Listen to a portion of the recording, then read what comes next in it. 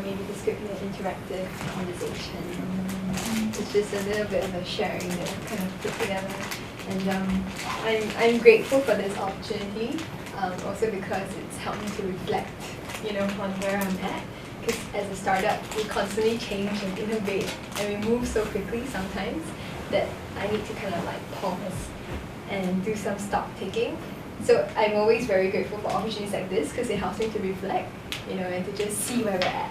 So it's really just a sharing very much today about, my journey. So this is me when I was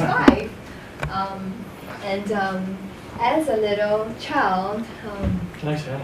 yeah, it was a party hat. Was it a birthday party? Yeah, I believe so. You don't remember? I think it was a birthday party. It was like it was a birthday at McDonald's or something. Like children have birthday parties at McDonald's.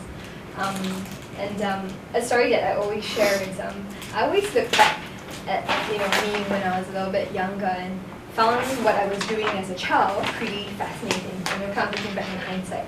So as a little girl, I used to have my own kind of ecosystem with my brothers at home.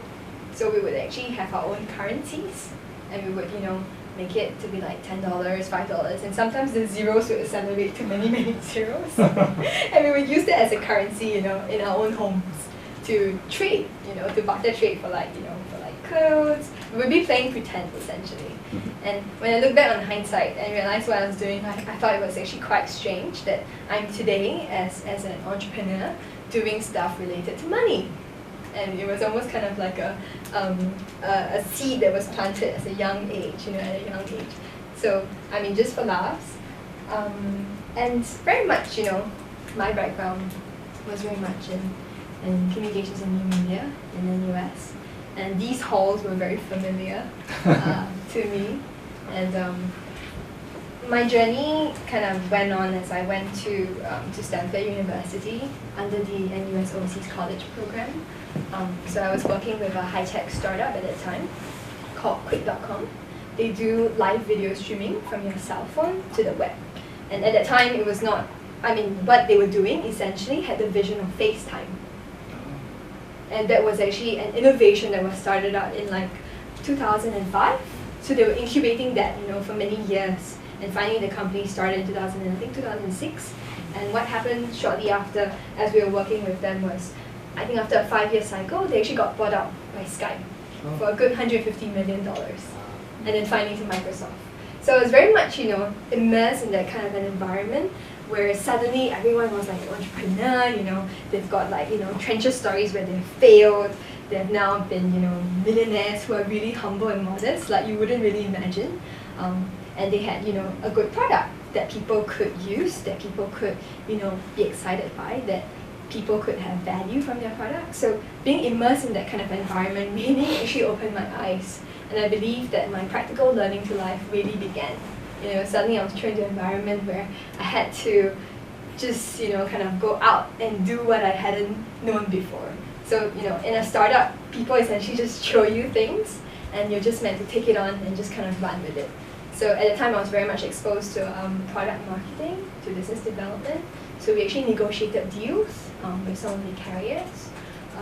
I also had the opportunity to design some of the initial product features on the mobile phone.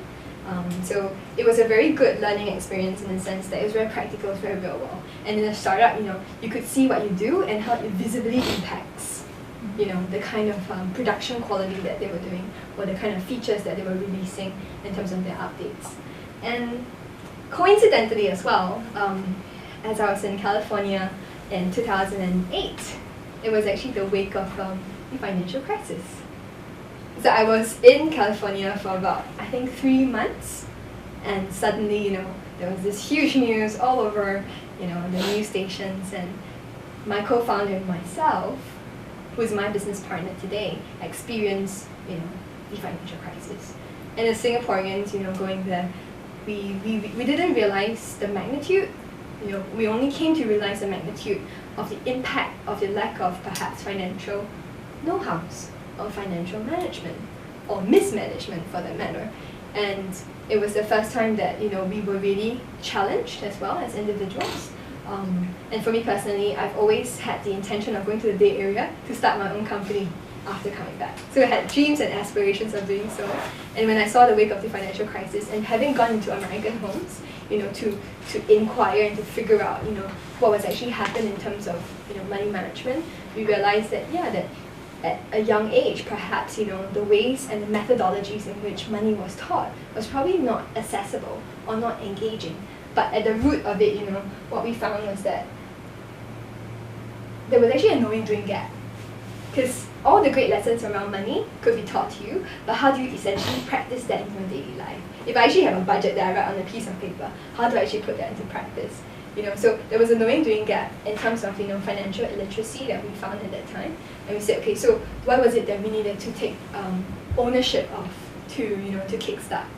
And we realized that we had the opportunity also to use Play Muller as a school project in Stanford. So we gathered our team, we kind of piloted it, and we actually built small prototypes and we tested it. And we actually went into American homes, and the process that we used at the time was inspired by one of our professors called Steve Blank. He calls it the customer development model, where you will never know your customer until you step out of the building. Until you get out of the building and you actually ask people, what's the challenge they're experiencing, what's the need, and sometimes they don't know themselves. Therefore, as an innovator, as an entrepreneur, you discover, and you iterate, and you kind of, figure out as you go along. And with that, we gathered some stats and we realized that perhaps, 77% of parents probably don't tell the truth about money to their kids. And even in Asia, this was a survey done by Prudential, only 8% of parents think their kids keep track of their spending. And at the root of it, what we realized was you cannot give what you don't have. And as individuals, we realized that parents themselves needed to be empowered. Parents needed to know how to, translate these good values into practical ways that their children themselves could practice.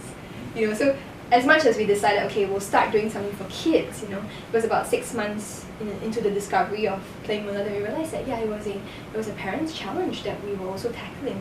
It was not one that was isolated to the child. And we realized that, could we actually kickstart money conversations? Because money is a very abstract thing, right? It's always here in the air, and decisions are made kind of always in the air. But how do you concretize it into something that you can actually take ownership of, and you can see visibly with a lot of clarity?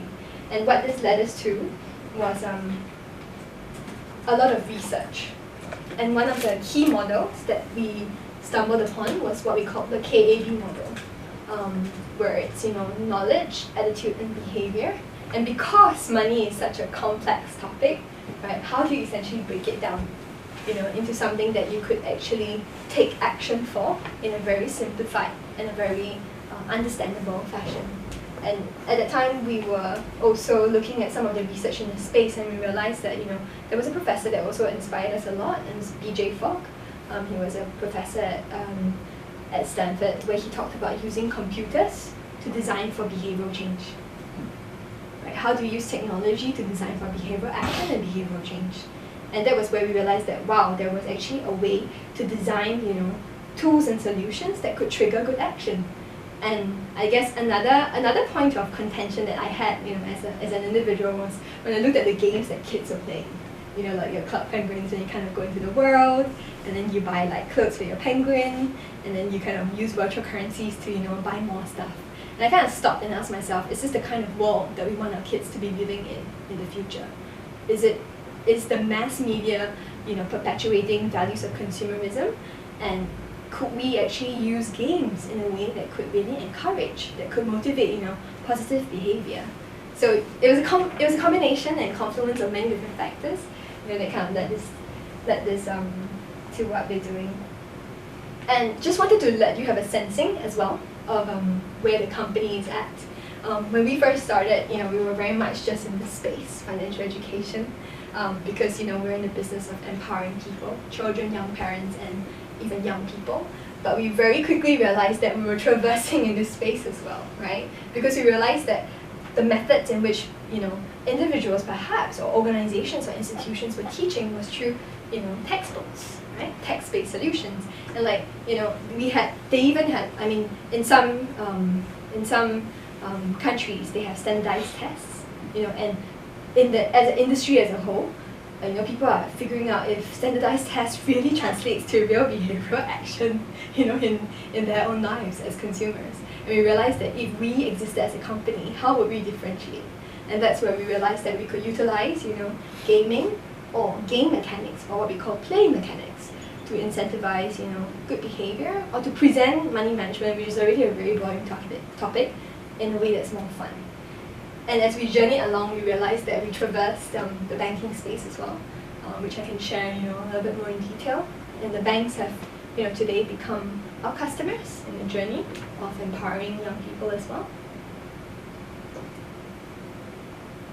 And just to, give you a snapshot, this is the vision of the company, big vision that we have, to create a positive relationship to money with the goal of self-discovery and fulfillment. And our mission is to financially empower, triggering clarity, action among children, young people, and their parents.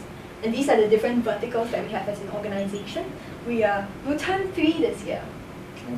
We'll turn 3 this year. Yeah, so someone asked me, what's your proudest moment? I'm like, yes, we turned 3. So it's quite a feat for us. We create our own products as well. We also partner with banks, and we often consult them as well on some of their needs and some of their innovation kind of trajectories. At the same time, we also have an education arm where we work with schools and we work with non-profits. I'll share more with you. And what you see here Get your water.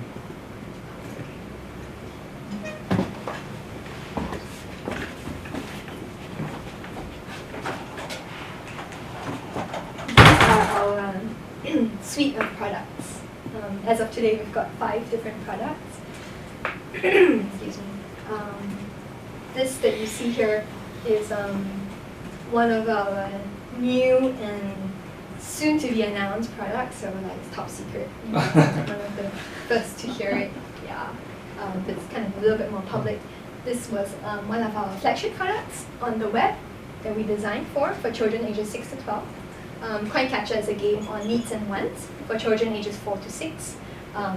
Vision Rush is a budgeting app that we've created in collaboration with one of the local banks, targeted at children as well. This is actually for young adults. So that's a new. So I'll just kind of share with you the overall experience, to breeze through really quickly. This is one of the flagship products for the kids virtual wall that we started back in 2010. That's right. And you own your own planet. And this is a way for children to kind of experience their own world. They can adopt little minis for their inhabitants. The more you make good decisions, your planet grows more beautiful. And you have your own kind of mood counter. It's kind of our currency as well for children to kind of see its use and its value. And then, children make decisions with money around our different verticals. You could save, earn, give, spend, or invest. And in each, component, there's little different modules that you could play. Kids get to set real goals as well, which I'll go through with you. And kids can give to real charities. So these are, real charities that we've plugged in as well. And along with this, there is also a parents interface. So parents can, actually check out what their kids are doing. They can actually see, and they can actually match your kids' savings goals, or they can encourage the kids to go along. Question. Do the parents know about, do the kids know that the parents actually have They do. And we've had kids who's been pretty, I think for me as an innovator looking at it, it's like, oh, it's kind of fascinating, because we had a kid whose parent actually used Play Muller as a way to encourage him to help with setting the table and even playing his piano. And mom actually gave him, an allowance or like a little reward to actually set the table, right? And then it was very funny because the mom actually told me, she said, Play Muller is something that you can get your kids to do, and you can do anything you want. But I mean, just for laughs as well. I mean, what she shared later on was that as she started to create this habit, or this cultivation of habit, after I think it was like about a week or 10 days, the boy actually automatically kind of, set the tables as well, without, the need for money. And I think, you know, in Singapore we've realized that there are different schools of thought. Some of our parents are like, yeah, you know, we're okay with giving an allowance, giving a reward to incentivize, whereas, you know, another school of thought says, you know, the kids have to just do it anyway. So we realized that there were many different types of styles of using this tool to empower their children. And this is one of the favorite ones that we've had. We asked kids how much does a bag of rice cost. And what has been fascinating for us is that, you know, the kids go like, Mom, how much does a bag of rice cost? And the mom goes like, why are you asking me how much a bag of rice costs, right? And that's where we realized that parents and kids could then create the money conversations. And there was a very timely period to kickstart, you know, conversations that went beyond rice or went beyond, you know, understanding how your mom works for the family, for example. Just to breeze through some of these modules that we've had, this is a module in earning where kids get to take on the role as a doctor, and they manage an inventory according to the needs that their patients have. So they have to actually buy, you know, supplies. So they learn about basic demand and supply, and they learn about how to manage their cash and how to manage, you know, profit versus loss in a very simplified manner. And then there's this component where kids learn to save. So they go through the process of setting a savings goal. So what is your goal? So these items are actually curated from Amazon. We have an API that we pull from Amazon.com. So it's actually real prices. And this was fascinating for us because we realized that kids couldn't kind of break down the amount, and we had to, you know, kind of use an algorithm in the back end to calculate for them. So it's simplified, where you know, okay, $1 a day, for example, over, say for example, 84 days, right, to set this up. And I mean, this was some of the values that we saw in learning, where, you know, it allows children to make decisions in a safe environment. You could make wrong decisions, so to say. And that's really one of the value of games that we see, that it's safe, it's simulated. And in fact, you know, one of the games that we had as well, before I share a story with you and one of our users, we realized that the kids were kind of managing their budget, and they kind of mismanaged their budget the first time. And then the second time, it kind of got better. And then the third time, it got better. And that sense of progress for us in using games as a way to empower was something very, I think, powerful, to understand how games could be useful, you know, in helping the kids see their progress.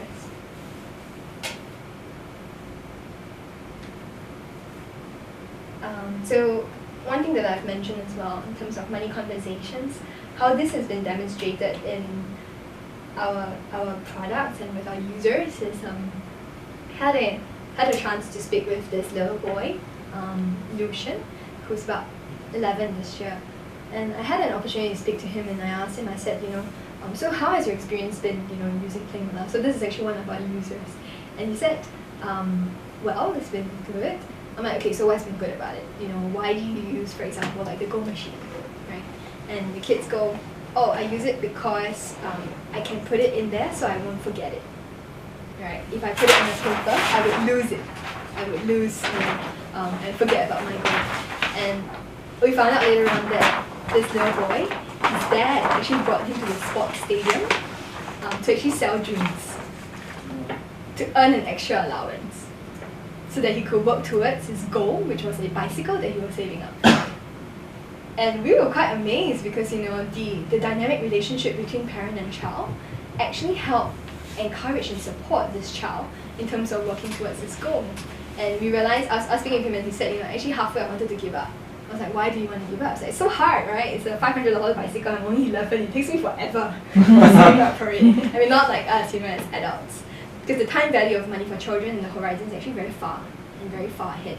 And so this little boy, he told me, he said his dad was actually the one who encouraged him, you know, to not give up. Because dad said, if I don't give up on this goal, I can do anything in the future. And we realized that, yeah, sometimes it's not about the money, you know. The money is just a context in which conversations can exist. Money is just a context in which, you know, more conversation could spring about with other dimensions of life. And I mean, one thing to share as well is we, as a company, we've also realized that children get deeper relationship with their parents.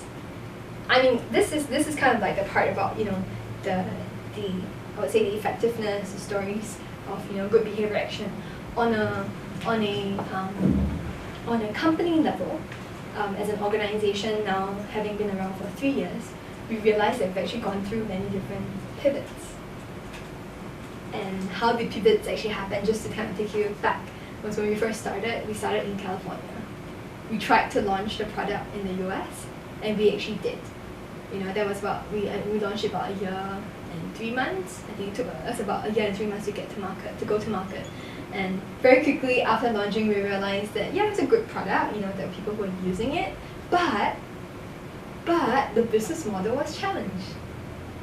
Because, I mean, it's good that we build great products, right? But innovation encompasses areas in which the business needs to be sustainable, the product needs to be, you know, useful, has had improvements from other competitors or other products, right? Or other kinds of, you know, interventions.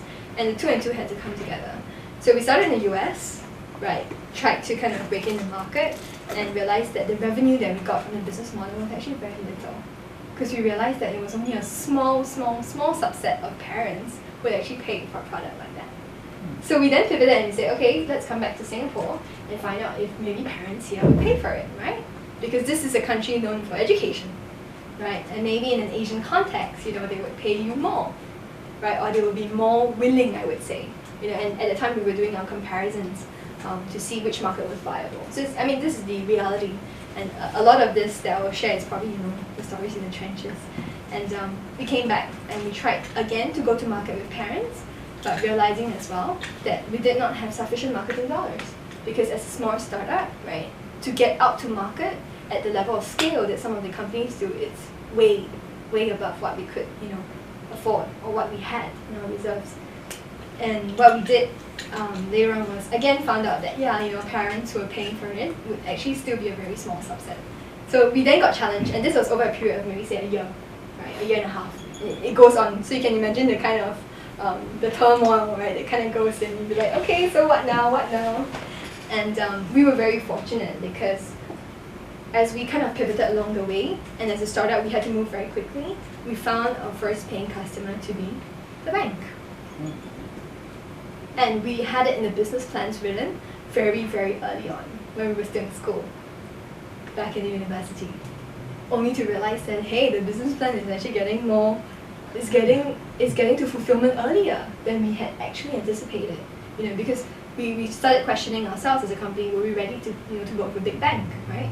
Were we ready to work with an organization that had so much resources, right? And we realized that as a startup that if we did not prove the business model, right, our innovation would have just been something that would have been left on the shelf, that would have been a really nice product, and that would have been it. So the sustainability and the viability of the business became, you know, of question. And what we realized as well, as we go into the next phase, I mean, why I kind of put this was, the challenges that we experienced were not only on an organizational level. We realized that as we were kind of, you know, dialoguing with our children, our young people, so this was one of our user testings that we did. So we get kids to actually come in and to be part of our discussions. And we in fact also had peer prototyping. So this was a methodology that I learned in CNN, and it really came into fruition as a company. So we used this methodology where we build up mock-ups, right? We build up mock-ups to essentially try to simulate what the product would look like without having to build the product.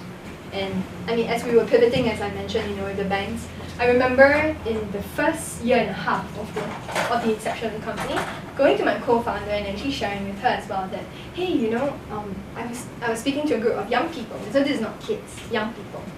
And I stumbled upon a question, right, when I asked young people, you know, what's your relationship to money? And how do you feel when you think about money? And this group of young people told me stuff like, I feel fearful, I feel worried, you know, I feel unsure, I feel uncertain. And at the time, you know, that was the constant kind of discovery that we had within the market, that we would continually talk to different segments. And I remember as an innovator, you know, going in and telling this idea to my team at that time. And we were all focused on, you know, kind of like the bank stuff, right? And the idea was, you know, very much said, okay, no, we can't do it now. We had to focus. right? We had to focus on the kid side of things. We had to prove it to the market. And I mean, a lesson that I learned from that time, was that when you see a need in the market, you may never know when that need would come alive. And it's almost that, despite the fact that the team kind of said, no, we can't do it, and I actually spoke to an investor as well. And the investor said, no, we can't do young adults, we have to focus on kids, right? And I was like, okay, maybe not, right? And little did we realize that as a company today, after, this was about maybe 2 years, we are pivoting to young adults as well. And what I've come to realize is that, there's a time and place for everything. But good ideas and needs analysis that have been adopted or seen in the market should find its place to germinate as well. And I mean, all of us, I believe, are innovators in our own ways. And it was a very humbling experience where, you're kind of told, no, you can't do this now, when you realize that there's actually a need in the market. And I'll share a story as well as to how I overcome this in other areas. And so today, after 2 years, close to 2.5 years, we will be launching our 5th product, which is for young adults. And this is for young adults of ages, like 21 and up to 35. So this play will walk through life. What you're seeing here is just a snapshot of what the product looks like. It's actually on mobile, by the way. You get to make decisions like that. Online. Yeah, so it's a real life simulation. And you get to make your first decisions or your big decisions, and you get to experience external events that could be lucky or unlucky. So I mean, I'm actually really excited, as an innovator myself, to see how this product would really launch in the market. Because as an organization, we believe that financial empowerment, and what we want to do is financial empowerment for the world. And the world is a very big thing, but what I've learned, in my experience, is to break it down to small steps. And again, as my team mentioned, to be very focused on what we choose to do, but innovation having its own space as well to germinate, its own innovation labs. And we realize that as an organization, there's something very conscious that we have to do, where we say, okay, this path is the path of production, where we go to market, we launch, but on the other side, we have to have space to really delve deep into other challenges or other problems that we may see that we may want to respond to the market. And just to share as well quickly on the process, change begins with me because I realized that I am not a game designer and I don't pretend to be one, And that was a very big challenge when I first went into the business. Kind of like, what do I know about games, right? I play games, I love games, but having design it comes from a completely different world altogether, and it's in itself an art and a science. And some people devote their lives, to designing, games. And there is a genuine kind of love and passion. For me as an innovator, I'm looking for good solutions to bring to market, and I'll do whatever it takes to build a good solution so that my users can use it. And it has led me to realize that it's okay that I'm not a game designer, and that's where we work with partners, like these guys from InZen Studio. They're a game company where their core competencies is to develop, games and simulations. So we work with them from a curriculum perspective, or from a content perspective, from a vision perspective, in terms of what we want as outcomes of what we're trying to design for, and they complement us. And I've realized that this has been something very powerful, where we don't need to know everything. And in my learning so far, I realized the more I learn, the more I don't know, as I go along. And that's where working with partners like that gets exciting, because you get to complement each other's skills. And just to share the process as well, we work very closely with our users still, now that they're just a little bit more bigger and more grown up, and probably could be parents to some of the kids. So we engage them, on a very regular basis. We do testing, and we do face-to-face testing, where we let users play through the game. So these are game designers who essentially put a build up and they get feedback. And what you see is essentially the team. This was one of the collaborations that we did with another partner of ours, and this was the number of team who came together to kind of make the beta test event a possibility. And finally, I realized that it was important for me to pass it on. to continually be passionate. Because there are days when I wake up and I'm like, yeah, you know what am I doing, right?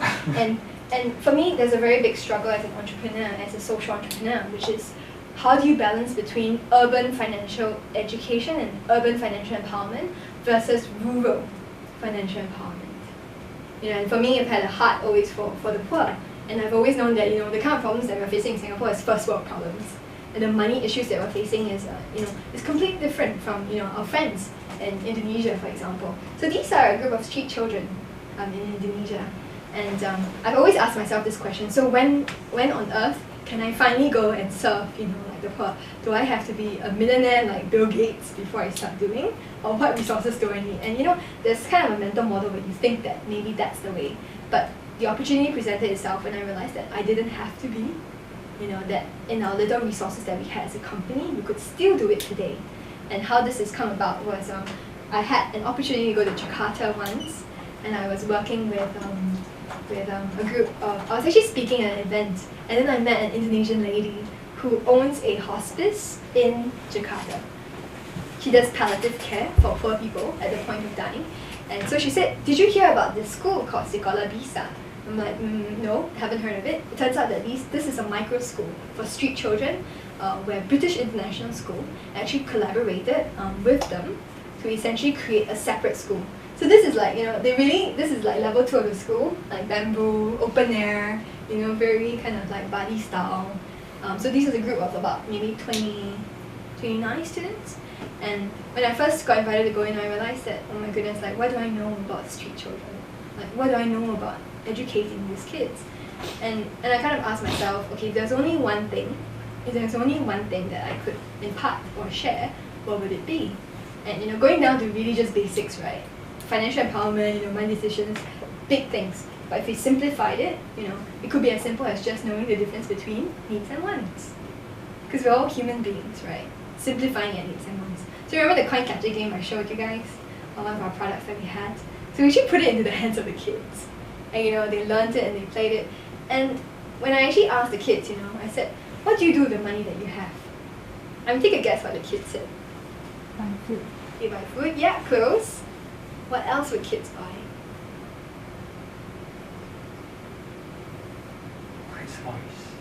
Toys, kind of close, like really close. Candy. Candy! Exactly, candy! And when I heard that, they were no different from our children in Singapore. At a very human level, they were no different. And that for me, I think really inspired me to keep coming back, where I was learning so much from the kids. And a final story to share. This is Wibbit. She's a dear friend of mine, and her background was one that was really interesting as well, where she started out as a domestic helper in Indonesia, and she worked in Singapore as well. And she met, you know, a friend who essentially needed a place at that time to project manage because they were building a house. And Wibbit actually managed to kind of, you know, traverse through different types of careers, I would say. And today, you know, having evolved through her path, she's actually a teacher in the school. And when I actually first met her, I asked her, I said, so what do you want to do, right? And she said, you know, she's been at the school for about a year and a half, and she said, well, you know, I actually really want to study. I really want to study. I'm like, what do you want to study, right? She said, I want to do special needs education. And I said, okay, how much do you need, right, to do this? And she said, you know, I think it was like 2,500 Singapore dollars or something. I was like, really? That's it? You know? And this was a night class for her. And so, you know, I kind of thought to myself, what could we really do, right? And what we did was we actually went online to the equivalent of a Kickstarter. And we put a story out there, and the word just kind of spread. And through the power of, you know, kind of social media, we raised 2,500 in like what, 10 days? Yeah, 10 days. And these were all, you know, micro donations from like anonymous people or individuals. And when she actually received the money, she was just, yeah, mind blown. And I realized at that time that, you know, as individuals, all of us are actually stewards of money. We're stewards of resources that, yeah, perhaps it's just small tweaks sometimes that we do to empower and to enable and to move resources along. Because had we not seen her experience of what she was doing, I wouldn't have known. And it's so simple. We went online, did her story, put her picture, put how much we needed, and that was it. That was it. And so I've come to realize that how I've reconciled urban and rural financial education is kind of just doing what I can in my own part, and the organization as a whole doesn't have to be mobilized to do this, but it's slowly getting mobilized as well because my team, we're actually making our next trip down to Indonesia again, and so kind of step by step we're kind of passing it on, step by step we're kind of doing what we can, and as of today, having been to Indonesia for about 6 months now, we will be piloting a school banking project where we want to get these children included into the banking system and to get donors to actually match their savings goals. And these savings goals could be vocational goals to go to college, vocational goals that go to secondary school, or to vocational school. So that's another project that we're piloting. So with that, thank you. Thank you. I'm sure people have questions. Yes, actually, how much time do we have? I think as much as she's willing to give us. Thanks for the talk. Actually, I've read out of things and have quite a lot of questions. I hope you don't mind. Anyway, so I was wondering for your new product, the one for those young adults, right? Is that a personalized game for each and every one of them, or is like they are kind of like interacted, linked with each other? It's a personalized game. Personalized. Because it's a simulation. So basically, you don't need to really go online and fight for resources among each other.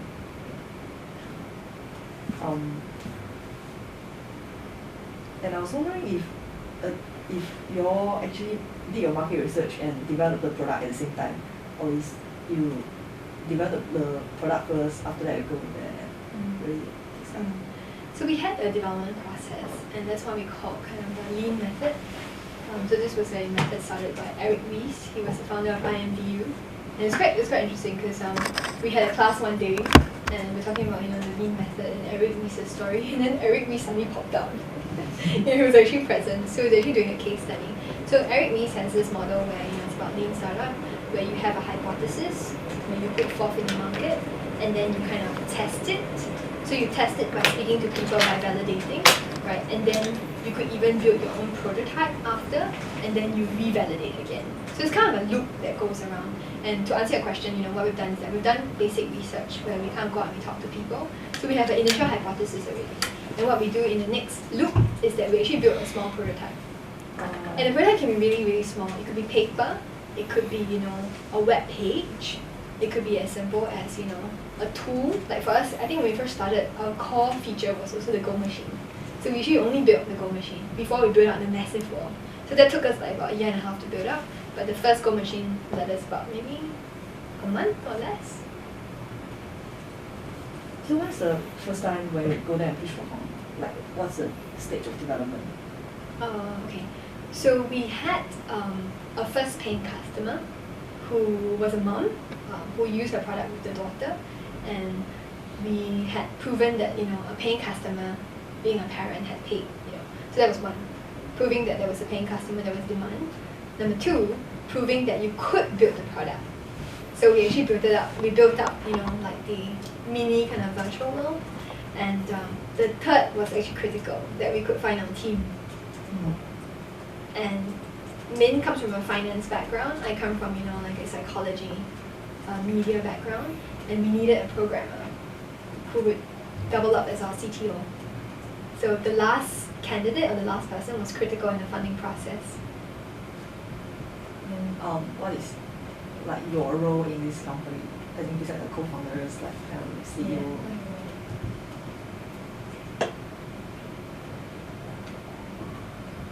It's me. Yeah, I'm the dreams architect. We've got crazy titles. Yeah, I mean, my primary responsibilities are really to ensure that there's company sustainability and viability, right? To ensure that the business model is being constantly iterated and being met and being validated. The second, I think, primary duty that I have is really to ensure that the products that we create deliver value for our customers and for our users. And for me, it's really all about the customers, all about the users. And then finally, it's about the team. For me, it's kind of all about the people, to ensure that my team is operating in its most optimized fashion, to ensure that my team is really, fulfilled in actually what they're doing as well. And then, at first you have a programmer in your team, right? And then I'm sure there will be like other designers, storyline designers, etc. So how many people are there? For the current project that we are developing, we have 13 people on the project. And it's a combination of programmers, animators, artists, people in marketing, people in communications, business people, product designers, product developers. So for each of the product, you basically use the same, you're working as the same, like it's the same group of people keep working with each other. That's right. The core is always the same. For example, it's like with this new young adults product that we're working on, we've kind of decided to collaborate with InZen Studio because they have the core competency to deliver a much bigger project. With Vision Rush, for example, we worked with a small studio to collaborate on designing it. So the core always remains the same. The playing one team always remains the same.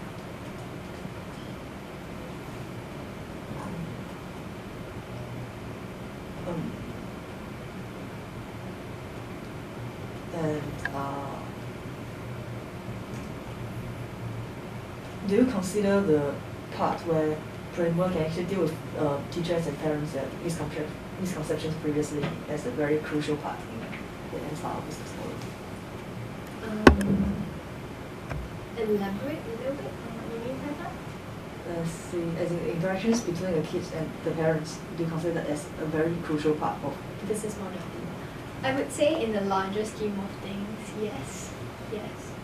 We were hoping to, as a business, also go direct to consumers as well. As much as we have this, B2B model, business to business model right now, the eventual goal is still a B2C model. Any other questions? Is there any investment elements in your model? Like teach the kids how to invest other than like buy the house or things? But I think it's buy the house is only for the young adults, right? Yes, young adults, that's right. Whereas for the kids, it's like they can start do investment or kind of like growing the capital. Yes, we have a small module around that in investing that we haven't released. So it's kind of like showing the kids the concept of the role of a bank, and if they actually put their money into like a savings deposit, like how much would it yield over time, and it's even kind of like investing for the rainy day, right? So we have a small module for kids. But the young adults ones, do you have a more sophisticated system of like do investment, like buying the bonds or things like that? Yes, we actually have plans to do that. The simulation that you will see, it has a good overview of the key concepts of money, but we realize that even with investing, which I'll be keen to hear more of your thoughts on that, we want to spring it off to another product. Is there any legal problems you face when you first start? When you first start out? Legal problem. Not really legal, but like those maybe those kind of contracts or something. So where do you get those assistance from? We had advisors and investors who were legally trained, and we were constantly networked into people. So if we needed, like lawyers, we would seek them out. We would search for them through introductions. So not a big hurdle, but for me, we were very choosy on finding the best and the most well fit. So we had to go through many different things to find the best. Well, I'm working with schools because your product center is school itself. So do you work with schools? We do. Like you saw in our last vertical, education, we work with local schools, local primary schools. It's not a main core of the business in terms of its business model, but we go into schools to give workshops, to give, It's like an outreach. Yeah, it's like a carnival day, money carnival day. I was watching it, I can't remember if it was MSNBC or who it was this morning. And they had someone on there who was talking about financial literacy. So I think, oh, this is perfect for this morning. I'll watch this story. And she was, I can't remember if she's with World Bank, but I think she was. And she was saying, actually, most people pay no attention to the finances unless it comes down to specific instances like buying a house, buying a car, these sort of critical points in which they then, everything comes together for them and they have to focus on this because they're not focusing necessarily. And maybe we can, she said, we can get people when they're younger so that we can give, and I thought, wow, this is a great pitch for your program. But are you thinking about it, or does it make sense that maybe the adults that you're talking about would be interested in what you have to offer at certain critical points? And how would that play into what you're talking about? It's a good point, because if you realize that for young adults what we're doing is that we're traversing and we're bringing forth the big moments. So we're actually making thinking visible, because a lot of all these concepts of like buying your first house, buying your first car, getting married, they're very big and very nebulous goals, right? When we think about it, sometimes we get fearful and we get afraid and we get crippled, for example. So the aim of this simulation is very much to bring forth the steps it would require to actually make the decisions and what you need to actually make those decisions. And the critical part is to actually see the consequences. So you get to actually see the consequences. And there was also a research study that was done by Professor Mandel in the US, and he said a lot of times with young people, if you do anything in what he calls the pre-need, which is decision making of specific purchases or goals, it goes this way. It goes above the head. So the intervention and the relevance needs to be very timely and very unique and useful to the individual at that same time. How do you first determine the market price of one product? Good question. As a lot of entrepreneurs who've done pricing before, you just never know. So you just really have to, put a value down, right, and then you test it. But obviously, it needs to cover your cost. So you can do a grounds up pricing where you put in all your cost and you can attach a margin to it, right? That can be one method of doing, your pricing model. So basically, it's possible for you to go and talk to all those potential customers, ask them about their opinions on this price, and after that, we keep adjusting the price. Yes, that's right. Yes. And you consider the OC experience as very, very useful along the way. OCBC? An OC. NOC, oh yeah. It's very useful. It was life changing. I think for me to be in California, I love California. I love and would love to still go back to California. So I make trips every year back there. And we have our curriculum developer who's in Washington, D.C. And we have got a business development gentleman who's in New York. So, our roots are still connected to the Bay Area. And we have a pilot that's running now with Zions Bank, one of the credit unions in the US. We were talking yesterday a little bit about clusters of innovation, in these basically locations like Palo Alto and Silicon Valley and even Beijing and other places that are going on. What is Singapore like at the moment for you and generally for people like you? I would say that the entrepreneurship space is still growing, and we as a nation are fairly nascent. Having said that, there has been companies that have exited. For example, one of our investors, Darius, he runs 10Cube. They're a mobile security company, and they recently, in the last, 2 years, exited to McAfee. So that's just one example of some of the innovators and the inventors here in Singapore who've seen that kind of maturity. So I would say that, very small number of, entrepreneurs who have seen maturity, but there's a big chunk of us who are kind of in, like Series A and pre-Series A stage, where what that means is that, you're in your kind of early stages of having proven market validation, proven, that there's a product, there's a demand, there's a need, and you see that there is also a burgeoning increase of support in startups from the governments, for example. And at the same time, there's spaces like, Hub Singapore, Block 21, that are bubbling up recently. So you see a kind of a groundswell of entrepreneurs like, put into these places. So it definitely is growing, and suddenly there is also maturity in the sense that these mature entrepreneurs act as investors, or they act as angels and supporters back into the ecosystem. So there's a constant loop that kind of passes it on. They keep going and they keep supporting. Yeah, I mean, I was thinking from more back out from this thing. So Singapore has a lot of shopping malls, which kind of encourages consumerism. So I was wondering how much has your game affected, say, the kids and their parents' perceptions about, consumerism? Has kids who played these games, has that affected their behavior in shopping malls? Because when I go on Sundays, I see the kids at the shopping mall, I think the whole day, they have a lot of games within the shopping mall. And I'm sure that's a very nice marketing strategy by the shopping malls to keep the kids glued there, and they have all kinds of this nice looking things that they can play. So my question was that, how much do you think your game has influenced that real shopping trends of kids and their parents?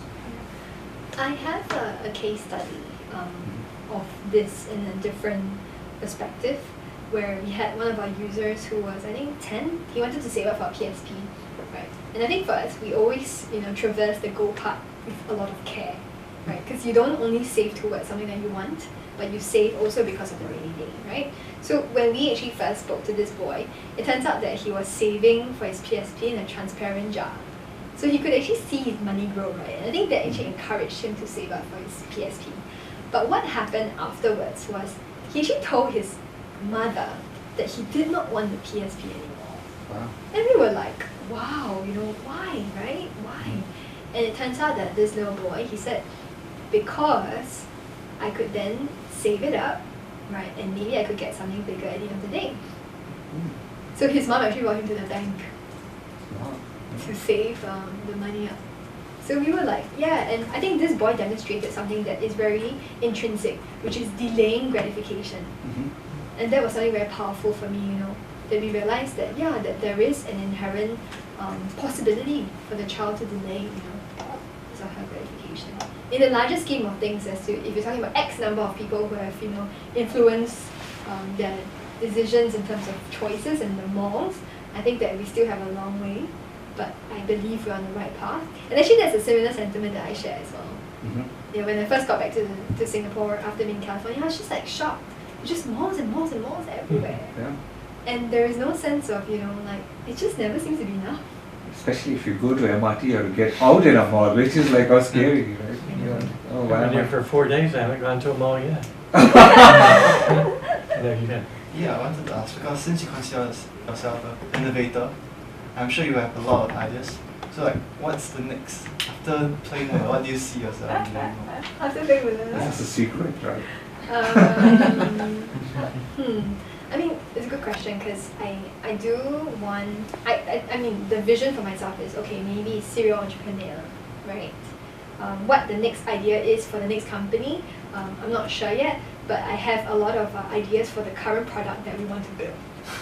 So we're thinking about, even investing. That's one big part that we are, kind of interested in doing. The second thing is I'm thinking of a combination between a life coach versus a financial coach. So I want to see how that, mix could really empower people. But on a personal level, my dream is to be a theologian one day. Really? Yeah. Or a missionary. Yeah.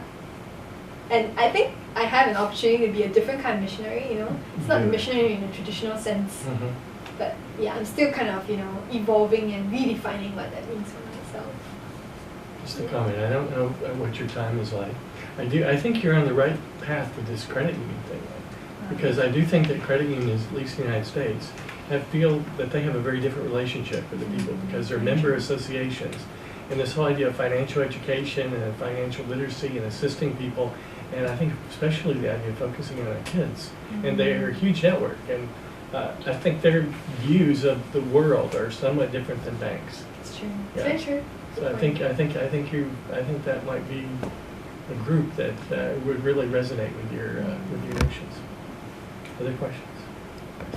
We'll first start with Play Mula. Do you have other ideas, like other business ideas you have they want to do? beyond plain vanilla, or beyond that? You mean suddenly move out of that entire domain, or within that idea of financial As in education? an entirely different idea. Like, for example, environment or whatever. As in other industries. Then, as in I want all ideas to pick one only, or just have the idea and idea. Right.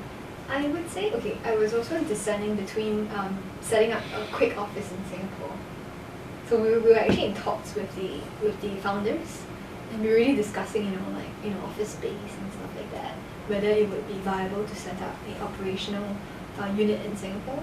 So I mean, one of the key trade-offs was that for me. But nothing really kind of concrete in other areas. But what I was very, very certain about was that if I could have the opportunity to work with children, it's like, yeah, I'll jump on it. And children plus technology. Because I saw technology as an opportunity to scale, as an opportunity to, present solutions in a very different way. Did you try doing this in other Asian countries? Like, I'm thinking there could be a big market in India and in China, because it's the same problems that they are facing. The savings is going down. The people are saving less and less compared to earlier generations. Have you taken that jump yet? We have spoken to ICICI Bank. Oh, okay.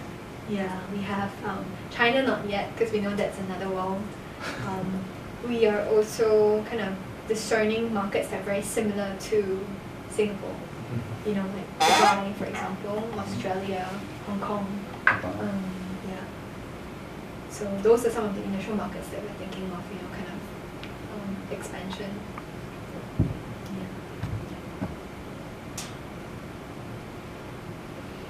Anything else? I have one more question. I was wondering about how did you get the banks on board? Was it difficult to convince You them? wanted to describe the first meeting? Yeah. The first meeting. Okay, so we have two bank customers today. The first being OCBC with that. So it was actually interesting because, and this is the part that you'll never know, right? We met OCBC a year before the deal actually happened. And it was just really touch base, So the first meeting was really, what you doing, what's your product about, this is what we're doing. So it's a little bit still, kind of like you have your own space, send off, and kind of like, okay, just be a bit more cautious. But it was not only after a year that we reconnected again to really decipher what opportunities was there to actually innovate. And that was when we realized that there was an internal impetus from the organization as well, being the bank to innovate. And that was when the product market fit, it kind of came together. Took a year. Well, we were talking yesterday and the day before about ideas germinating and sometimes taking a while, sometimes years or even decades before the time is right. And basically you're talking about fertile ground. Cheers. Truly. Mm-hmm. Truly. And the interesting thing is that we were not actively seeking the bank's partnership a year before. So, I mean, do you know what I mean? And Yes. sometimes you just never know. You're just meeting just really collaboration, understanding what each other is doing, and then finally, when the time is right and fertile, things happen. So in Singapore at the moment, when you go to a place and mingle, where would be the right place for you to, or for the students, or for people to think about, what do I need to go to? Are there groups that meet? Is there some Friday afternoon informal group that has coffee and tea and just meets and talks ideas? Or is there a place that you go and that you come out inspired and happy every week or every month? Okay. Locally, the Hub Singapore actually has great events. And that's really where the confluence of, even filmmakers and Ashoka Fellows, they actually come by. In fact, even actually NUS Business School, they've got a ton of great, programs. I actually met Muhammad Yunus in NUS. Oh, really? And I'm like, Muhammad, I was kind of like a fangirl. I mean, he was a little bit of like a great inspiration for me when I first started the business. So I actually met him in the NUS Business School, so that's actually a good place to go to as well. But for me, a lot of the times, my inspiration also comes from different parts of the world. So I actually travel quite a fair bit. I'm very, very fortunate to do that, to travel to conferences, to camps, to retreats. So I think it's also being open to seek out some of these overseas experiences because they're so different, And they're such inspirational events. Like the one that I went for recently was in Taiwan. in Taipei with the 慈济 Buddhist Foundation Global Entrepreneurship Camp. And I mean, I'm a Catholic, and going into this organization with all my peers, you know, all Buddhists, and you see the humanitarian relief that they do, and the kind of devotion that they have in the community is mind-blowing. So for me, it's like, you know, I'm going in as a very curious bystander to understand. And for me, it was really a really powerful experience. Yeah. Well, we appreciate you being here. I brought you a small gift from Italy. Wow, thank you. And so, I mean, it's Northern Italy at the moment. Thank So, you. greatly appreciated. I wondered if I picked this up on a plane. This is the Wall Street Journal. I said, this doesn't look like the Wall Street Journal, the innovation issue. Just this weekend, did you see? Oh, You thank have that you. too. Thank you. Take it away. Well, thank you very much. We greatly appreciate it.